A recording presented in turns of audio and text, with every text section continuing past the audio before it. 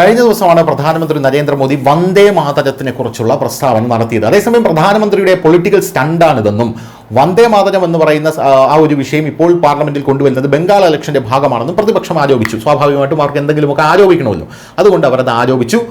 അതിനുശേഷം വന്ന ഒരു രസകരമായിട്ടുള്ള ഒരു വാദമാണ് അതിഭീകരമായി സോഷ്യൽ മീഡിയയിൽ ഓടിക്കൊണ്ടിരിക്കുന്നത്. വളരെയധികം രസകരമാണ്. ഒരു മിനിറ്റ് നമ്മുടെ പാർലമെന്റ് ഓടാനായിട്ട് 2.5 ലക്ഷം രൂപയാണ് അതിന്റെ ചെലവ്. അപ്പോൾ പ്രധാനമന്ത്രി വെറുതെ വേസ്റ്റ് ആക്കിയത് വന്ദേ മാതരത്തിന് വേണ്ടി 1 മണിക്കൂറോളം സമയമാണ്. അപ്പോൾ ഇതിന്റെയൊക്കെ തുക ആര് നൽകും എന്നുള്ളൊരു ചോദ്യമാണ് അവർ ഉന്നയിച്ചത്. അങ്ങനെയാണെങ്കിൽ ഇവിടെ പ്രതിപക്ഷം ബഹളം വെച്ച് കളയുന്ന സമയത്ത് ലക്ഷം കോടി രൂപയായി നമുക്ക് കണക്ക് കൂട്ടേണ്ടി വരും. ഇതൊക്കെ പ്രതിപക്ഷത്തിന്റെ ഭാഗത്ത് നിന്ന് നമുക്ക് പിടിച്ചെടുക്കേണ്ടി വരും. അത് വേറെ വിഷയമാണ്. എന്തായാലും ഇതൊരു പൊളിറ്റിക്കൽ സ്റ്റേറ്റ്മെന്റ് ആണെങ്കിലും പ്രധാനമന്ത്രി അവിടെ നടത്തിയത് വളരെയധികം ഗൗരവകരമായിട്ടുള്ള ഒരു വിഷയമാണ്.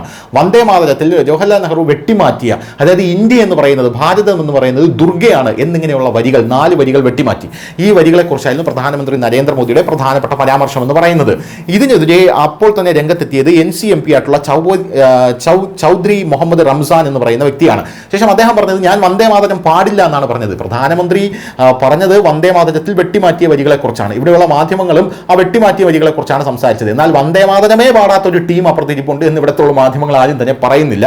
ഇപ്പോൾ ഇത് അയാൾ പറഞ്ഞിരിക്കുന്നത്, NCMP Chaudhary Muhammad Ramzan refuses to sing Vande Mataram, says for them there is only ലാ ഇലാഹ എന്നാണ് അദ്ദേഹം പറഞ്ഞിരിക്കുന്നത്. അതായത് ഞങ്ങൾക്ക് വന്ദേ മാതരമില്ല, ഞങ്ങൾക്ക് ലാ ഇലാഹ ഇല്ലല്ലാ ഇത് മാത്രമേ ഞങ്ങൾക്കുള്ളൂ എന്നാണ് അയാൾ പറഞ്ഞിരിക്കുന്നത്.